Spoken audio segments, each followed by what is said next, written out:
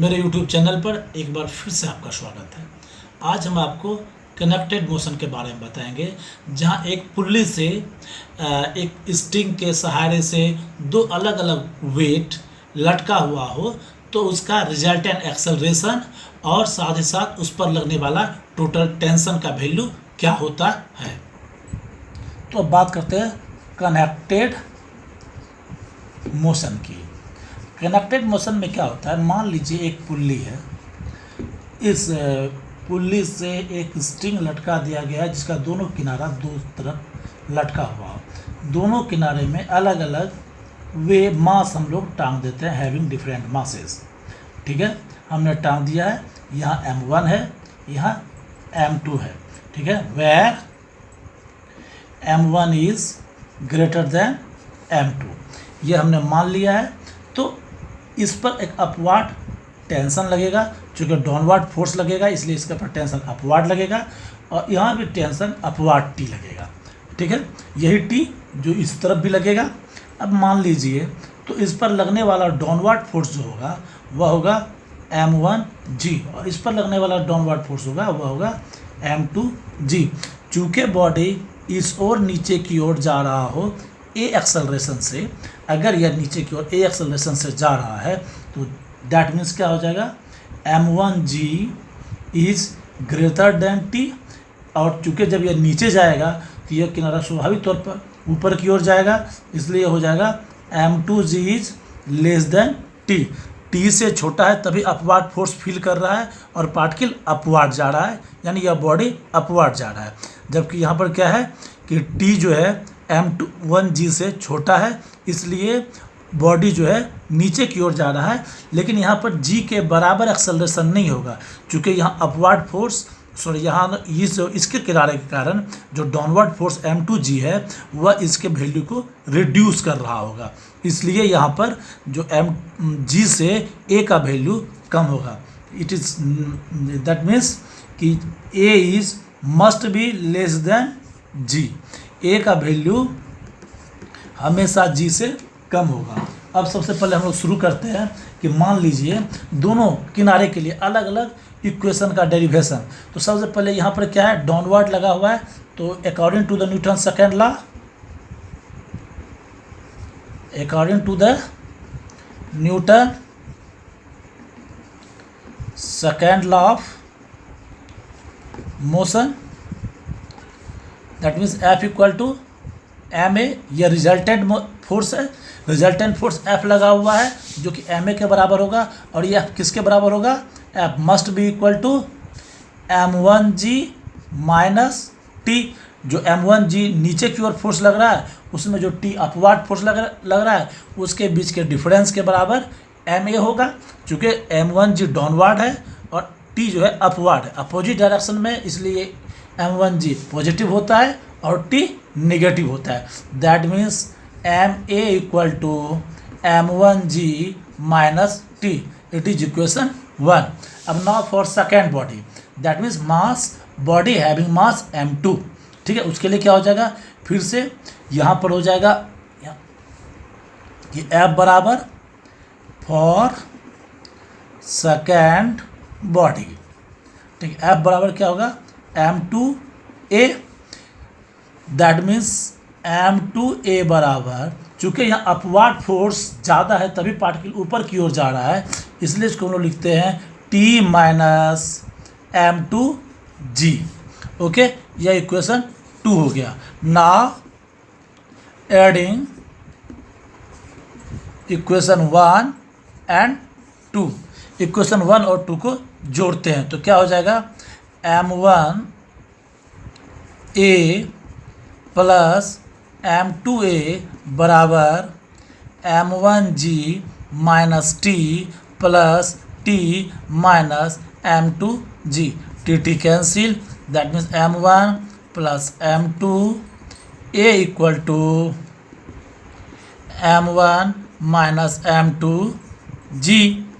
That means A equal to M1 minus M2 by M1 plus M2 into G, यानी कि जो acceleration का value होगा वह m1 में m2 को घटा देने के बाद और m1 में m2 जोड़ देने के बाद नोमिनेटर में m1 m2 जोड़े घटाएंगे और डिनोमिनेटर में जोड़ देंगे, उसका जो g से प्रोडक्ट होगा उसके वैल्यू के बराबर होगा।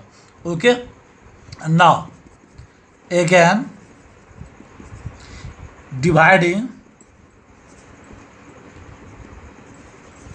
Equation 1 and 2।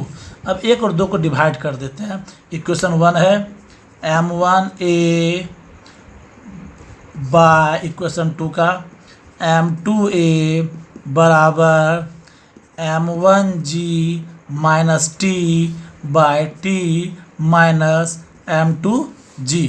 ए कैंसिल हो गया, m1 बाय m2 बराबर m1g minus T by T minus m2g।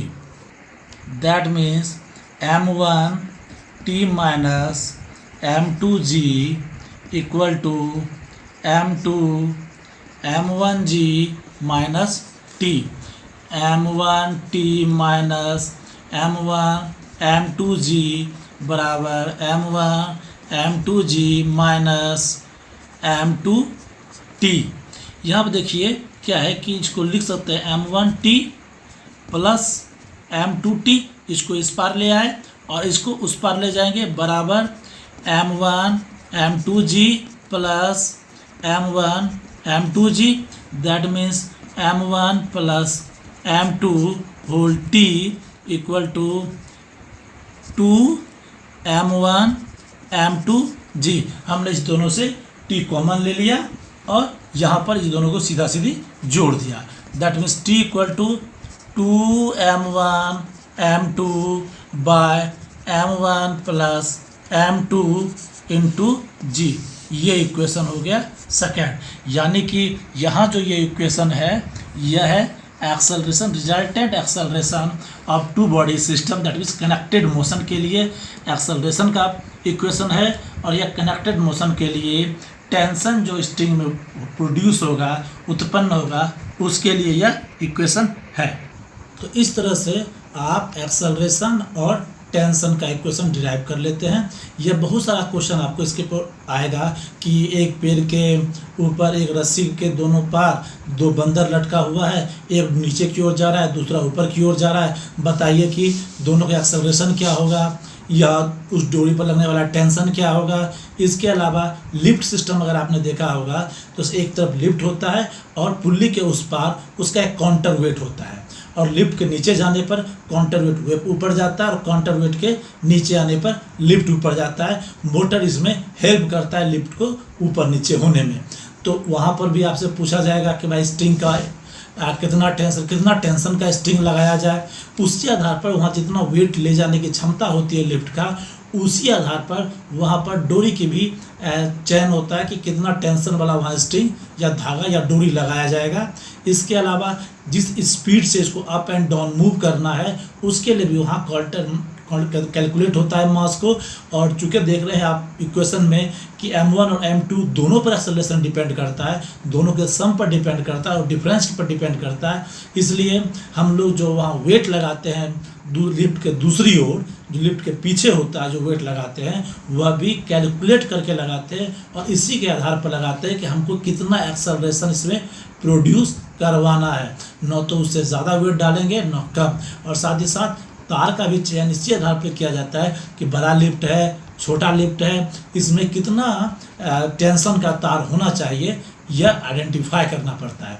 और इसके लिए कैलकुलेशन का यह फार्मूला है। अब आपको जो है कुछ क्वेश्चन है जो हम आपको दे रहे हैं, स्क्रीन पे आप देख लीजिए इस क्वेश्चन को और ट्राई कीजिए इस क्वेश्चन को सॉल्व करने के लिए। जो आपके स्क्रीन पर क्वेश्चन बना हुआ है आप खुद से ट्राई कीजिए। नहीं हो पाएगा तो आप हमें कमेंट कीजिएगा। ओके, तब तक के लिए अलविदा। और अगले वीडियो में हम इसका जवाब भी देंगे। आपको हम फिर से कहते हैं कि हमारे वीडियो को कंटिन्यू देखिए। फिजिक्स कंटिन्यू स्टडी की बात होती है और छोटा छोटा वीडियो है तो आपको देखने में बहुत ज़्यादा समस्याएं भी नहीं आएगी। और आप हमारे चैनल को लाइक कीजिए, शेयर कीजिए, अधिक से अधिक सब्सक्राइब कीजिए ताकि इससे हमारा मोरल भी बढ़े, हमें भी लगे कि हम कुछ अच्छा काम कर रहे हैं, लोगों को इससे बेनिफिट हो रहा है, और आंसर आप अगर ला पाते हैं तो कमेंट बॉक्स में डालिए, ओके। और हम उसको ज़रूर चेक करेंगे, और आपको कोई अगर हमको कुछ सलाह देना होगा तो हम कमेंट बॉक्स में भी आपको देंगे। धन्यवाद।